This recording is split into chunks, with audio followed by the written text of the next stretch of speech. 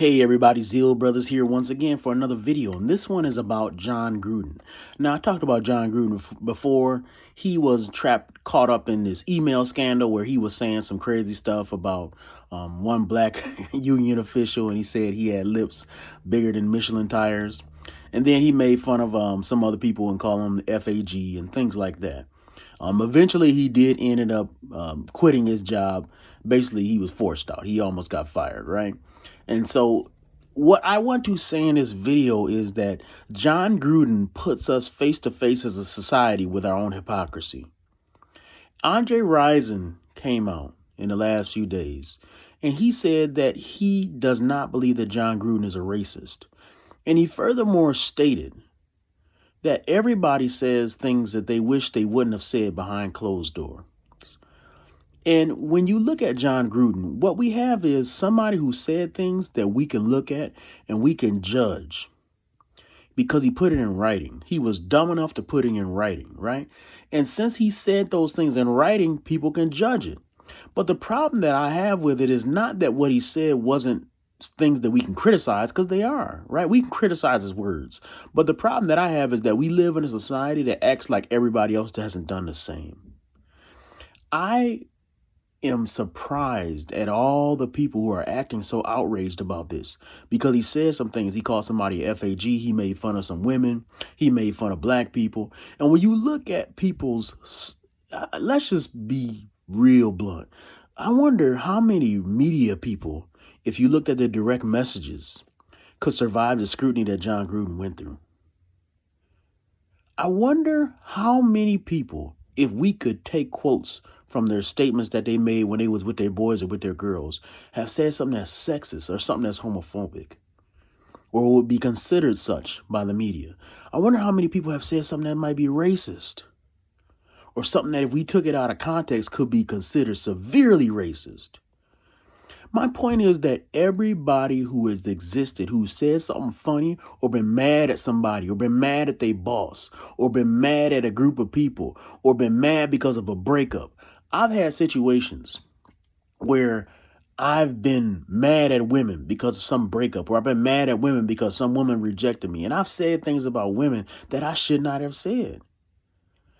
And I've found friends who've done the same. They said things, man, all women is this, all women is that. I've had females who said that to me. They said, man, all men are trash. All men are this, all men are that. And what you get is that sometimes we say things out of the worst of our emotions. And we say them privately, and thank God they're not all recorded on email, because if they were, we would be in the same position as Jon Gruden. But I think it's a height of hypocrisy that we, knowing that we have said these things, could turn around and throw this guy out and act as if he doesn't have a right to be in society. He doesn't have a right to have a job. He doesn't have a right to be honored for his past achievements. All his past achievements and interactions with people where nobody has ever alleged that he was racist in the past. He's worked with black players in the past. He's worked with white players in the past. He's worked with gay players in the past. He's worked with straight players in the past. All these things are negated because we found some emails we don't like. And ultimately, it points out our own hypocrisy, because I remember back in the 90s, people used to call each other FAG all the time. In fact, there are so many diss songs. I was thinking about one of my favorite rap songs of all time is Ether. Nas on Ether called Jay-Z all kinds of gay. He ridiculed him. All kinds of comments that we would consider homophobic. One song that is very, very popular and is always going to be an OG favorite is It Ain't No Fun Unless We All Get Some. And in that song, Nate Dogg has this verse that a lot of people still remember to this day. And in this verse, he says some of the most hideous lines about females I have ever heard. Warren G later came on the song and talked about how a woman had to juggle his balls. And the whole point of it is that we have signs. We have seen real hideous language being used, and not even in private, in public. I remember Eminem had a song where they said, do you hate FAGs or lesbians? And he said the answer is yes. This is in a song that he published, publicly distributed. Didn't get canceled. Jon Gruden got canceled. Why did he get canceled? Because we're hypocrites. We will look one way when somebody else says something, but we look the other way when somebody else does. We treat people differently depending on what they have. We treat people differently depending on how we feel. And the media is the worst offender of this. It kind of reminds me when Bill O'Reilly did his dirt. Bill O'Reilly was sexually harassing a lot of his staff, and he got fired for that, and rightfully so.